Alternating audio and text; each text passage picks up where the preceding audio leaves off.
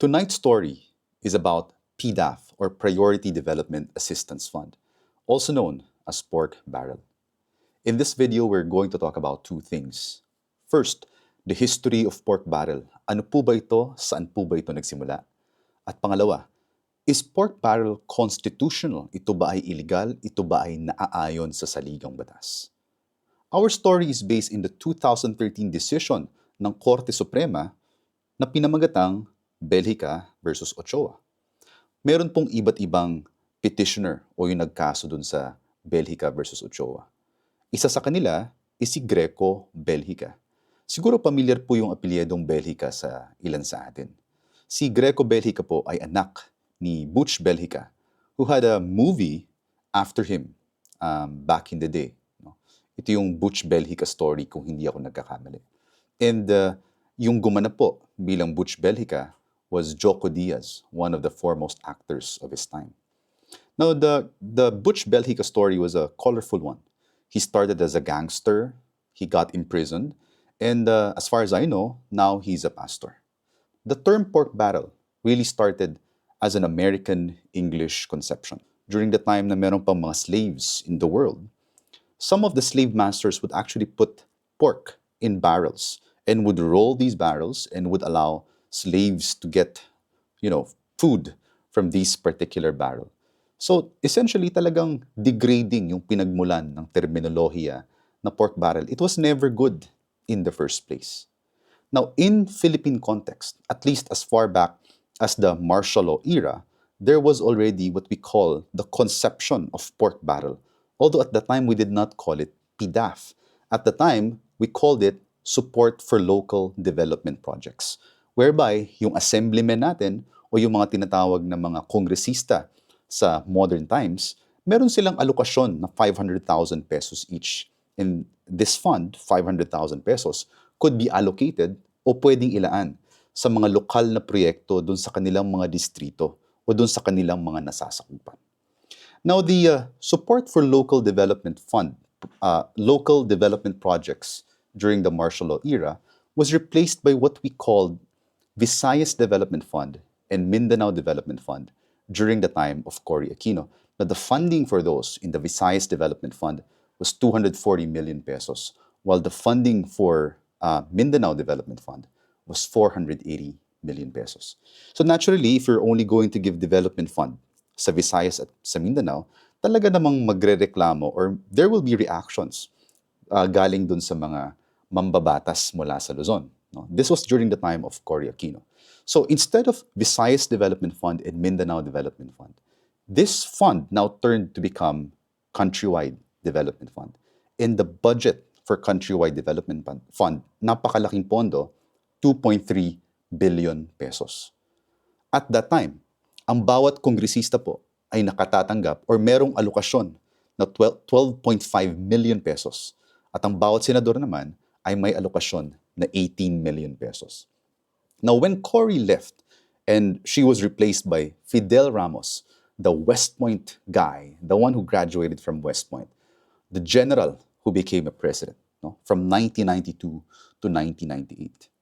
In the 1993 General Appropriations Act, the release of Countrywide Development Fund was based on the submission of the list of projects and activities identified by individual legislators. Ibig sabihin, talagang alam na natin na yung mga pondong ipalalabas natin based on Countrywide Development Fund, talagang base yan sa listahan ng proyekto na gustong ipatupad ng mga mambabatas. And, ladies and gentlemen, the Vice President was also given a CDF in the amount of 20 million pesos. And by the way, when we speak of CDF, CDF was not the only form of pork barrel. Itong Countrywide Development Fund, hindi lang po ito yung tinatawag nating pork barrel.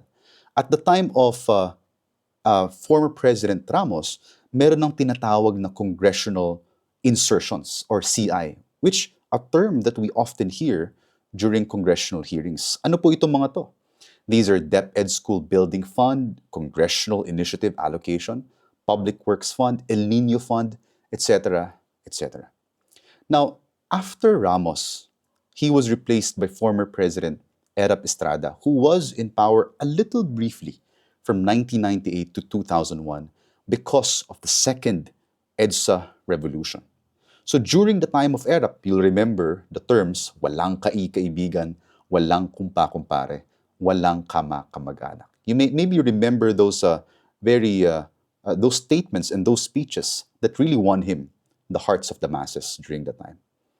For the first time, ladies and gentlemen, the term PDAF or Priority Development Assistance Fund appeared, and in the 2000 article, PDAF article in the General Appropriations Act, it was explicitly stated that prior consultation with the respective representative of the district was needed. Ibig sabihin, alam talaga ng mga mambabatas, alam ng ehekutibo noong mga panahon na yon na ang pagpapalabas ng pondo na tinatag natin as PDAF ay dapat sang-ayon yung mga mambabatas kung ang pagpapalabas ng pondo ay papunta sa kanilang mga distrito. Now, there were three kinds of insertions that replaced what we termed as congressional insertions during the time of Ramos.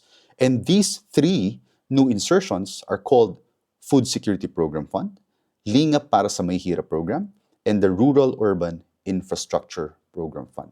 So iniiba-iba nila yung pangalan, pero mukhang ganun pa rin, no? Ganun pa rin yung itsura, ganun pa rin yung siste, nag-iiba-iba yung pangalan. During the time of the former President Arroyo, which she held power for a very long time, from 2001 to 2010, the entire decade of early 2000s, si President Arroyo yung Pangulo ng Pilipinas. In some of the budgets, in some of the GAAs during her time, DepEd and DPWH required prior consultation with members of Congress on the aspect of implementation. Ibig sabihin, nangangailangan na talagang may consent, kailangang may patnubay, at kailangang may gabay ng mga miyembro ng Kamara de Representante o ng Senado kung ipatutupad ang pondo na nakalaan para sa kanila in accordance with the PDAF articles. In the 2011 GAA, by the way, itong mga panahon na to, we are moving towards former Noynoy Aquino's time. In the 2011 GAA, the amount allocated for the members of the House, bawat miyembro ng Kamara de Representante, was already at 70 million pesos, while each senator and the vice president already had an allocation of 200 million pesos. Napakalaki, 70 million and 200 million. If you remember, back in the martial law era, the allocation was a measly 500,000 pesos. In the 2012 and 2013 PDAF articles, I'd like to quote, "Identification of projects and or designation of beneficiaries shall conform to the priority list, standard or design prepared by each implementing agency." Alam nyo, nakakatuwa itong linyang ito sa 2012 and 2013 PDAF articles. Kasi nakalagay doon na yung pagbibigay ng pondo, yung pagpapalabas ng pondo, dapat in accordance sa listahan na ibinibigay ng implementing agency. For instance, if the implementing agency is DPWH, then DPWH will provide a list, diba? Will provide a list, and that list will be the basis of the identification of projects and designation of beneficiary.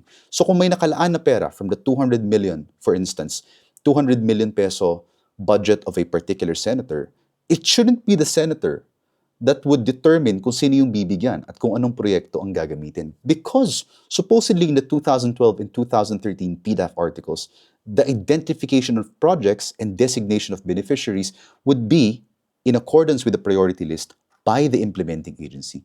The senator is not the implementing agency. The member of the House of Representatives is not the implementing agency. It would be the respective departments implementing these projects. But in practice, it would still be the individual legislator who would choose and identify the project from said priority list.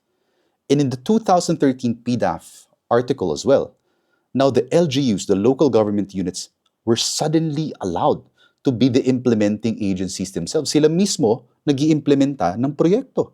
But there is an important important provision there that they should have the technical capability to implement such projects. And by the way, When we speak of pork barrel, right? It's not just congressional pork barrel, because in reality, there is also what we call presidential pork barrel funds. These are funds from Malampaya and shares from PAGCOR. But for purposes of this particular video, we're only going to talk about congressional pork barrel. Now, the scandal did not really begin with JLN or Janet Lim Napoles. The scandal was as early as 1996 when there was a representative, a miyembro ng Kamara de Representante mula sa Marikina, who quote-unquote blew the lid and alleged that there were kickbacks as low as 19% and as high as 52%. Now, the following day, or a few days later, itong whistleblower story na to suddenly appeared in the front page, or at least in the banner headline of Philippine Daily Inquirer, dated August 13, 1996. And there was an illustration, there was an image of a pig being roasted. So obviously, this is really a comment, a criticism, talagang a sharp rebuke of how pork barrel funds are being used by Congress as early as 1996. But if we read through the case, the Belgica versus Ochoa case, apparently in 2013, because of all the scandal going on, as for the use of pork barrel funds, the NBI conducted an investigation, and found out that there was a fraud. Merong panloloko, may panlilinlang sa gobyerno ng Pilipinas in the past 10 years. At yung panlilinlang na yon, nagresulta sa pagkalugi ng humigit kumulang 10 bilyong piso ng gobyerno ng Pilipinas. So we were defrauded. The Philippine government was defrauded with at least or more or less 10 billion pesos. And according to the NBI, there was a syndicate. That syndicate, the term ghost projects, appeared for the first time. And supposedly this was facilitated by a person named Janet Lim Napoles. JLN, supposedly the racket of JLN was to create dummy NGOs, non-government organizations, or fake NGOs for an entire decade. And these NGOs will receive funds from pork barrel, from congressional funds, and instead of the money being used by these NGOs for legitimate purposes, the money received by these NGOs will then be funneled to the private funds of Janet Lim Napoles. COA conducted an investigation and found out multiple things. Among others, number one, there were infrastructure projects that were built on private lands, even though these private lands were never turned over to the Philippine government.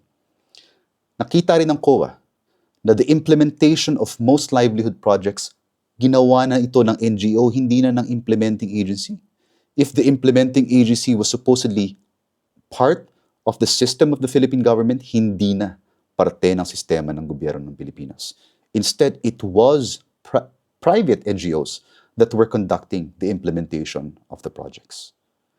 Yung paglilipat din, sabi ng COA, yung paglilipat ng pondo sa mga NGO, wala namang appropriation law, wala ring ordinansa. Inililipat lang yung pondo sa kanila. And yung pagpipili po ng NGO, hindi naman akma, hindi sang-ayon sa batas at kung ano-ano pang regulasyon. Nakita rin po ng COA that 82 NGOs entrusted with the implementation of 772 projects. Ibig sabihin, 82 NGOs, 772 projects, pero lugi pa rin ng almost or more or less 6.1 billion pesos ang gobyerno. Dahil po, questionable yung proyekto, yung mga dokumento ay peke o questionable, at they failed to liquidate, hindi nila napatunayan yung mga gastos na ginawa raw nila sa mga proyektong ito.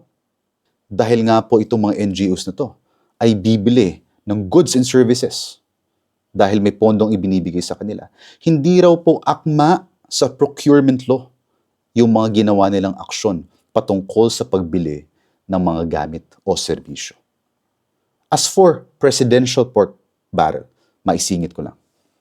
As for the presidential pork barrel, whistleblowers alleged that at least 900 million pesos from royalties from the operation of Malampaya funds intended for agrarian reform went to, again, dummy NGOs. So ang siste pala nitong panahon, itong panloloko ng 10 taon according to the NBI investigation, magkakaroon ng mga peking NGO. Itong mga peking NGO na to, supposedly pipiliin ng ibang opisyal ng gobyerno na sila raw ang makatatanggap ng pondo. Pagtanggap nila ng pondo, hindi nila ipatutupad, o kung ipatutupad man nila, questionable yung mga dokumento, questionable yung proyekto.